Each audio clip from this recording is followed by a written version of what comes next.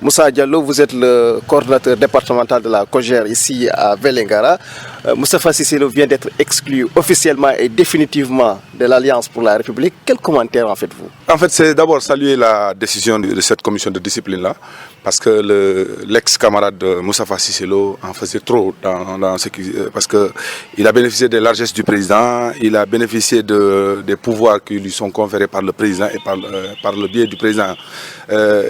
Avec ça, il a décidé de faire cavalier seul et de prendre des positions qui vont à l'encontre des intérêts du parti. Et je pense que nous sommes un parti politique, c'est une association d'hommes qui est régie par des textes et des lois. Dans ces textes-là, il y a des choses, quand on les franchit, comme on le dit, quand on franchit le Rubicon, il faudra être recadré. Mais ce n'est pas son premier coup d'essai. Moussa Fassi a toujours eu des positions qui sont contraires aux intérêts du parti. Les gens ont toujours essayé de discuter avec lui. Mais comme à l'impossible, nul n'est tenu quand Moussa Fassi franchit ce Rubicon-là, passer des injures publiques sur des hommes politiques, des camarades de parti. Imaginez-vous au Sénégal, si nous avons comme notre référence le président de la République, le président Macky Sall, tous les Sénégalais, et même au-delà du Sénégal, les gens le respectent parce que c'est un homme respectueux, c'est un homme de valeur, c'est un homme courtois, c'est un homme discipliné.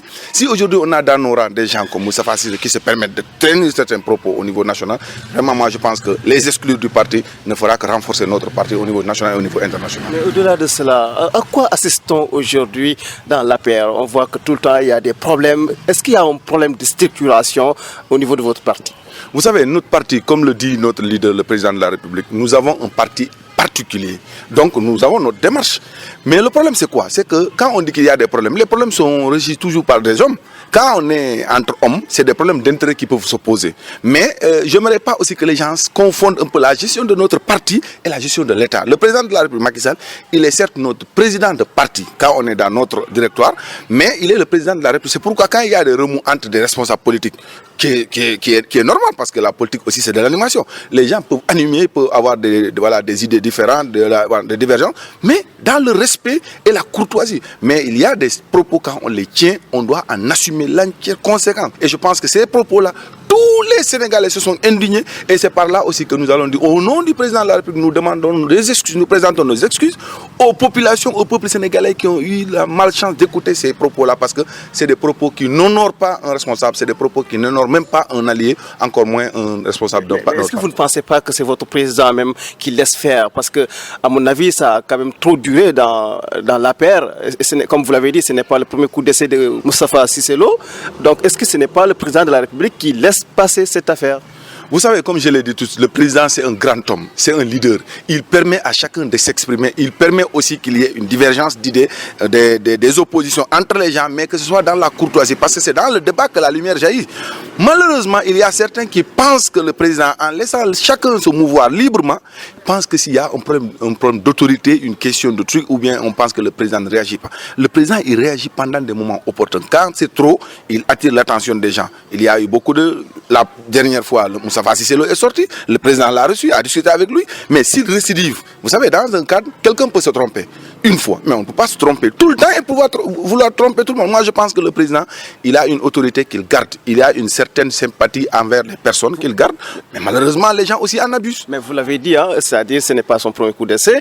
Il avait reçu Moustapha Cissé Lo, ils en avaient déjà discuté, mais aujourd'hui, on l'exclut du parti. Est-ce que quelque part, c'est pas parce que Macky Sall, il se dit que ses intérêts sont touchés? Parce qu'il y a Moustapha Cissé Lo quand même qui fait des révélations graves, qui parle de malversation dans le building administratif, au niveau du terre. Est-ce que vous ne pensez pas, c'est pourquoi le président de la République, il se dit, écoutez, il faut qu'on renvoie ce gars-là avant qu'il ne fasse encore d'autres révélations? Je pense que c'est tout le contraire. On aurait peut-être dû comprendre si le président ne l'exclut pas pour dire, attention, le président n'a pas osé l'exclure parce qu'il a des révélations à faire. Mais si avec tout ce qu'il a comme armes et bagages, si on l'exclut, c'est parce qu'il n'a rien à dire. Ce qu'il dit aujourd'hui, il est libre je me suis libre de me réveiller pour dire que le terre, aujourd'hui on entend les gens, le terre c'est 1500 milliards et autres, qui peut justifier ça? Je pense que ça c'est des enfantillages. Le président n'a pas de compromis à faire avec un responsable ou un militant de ce parti.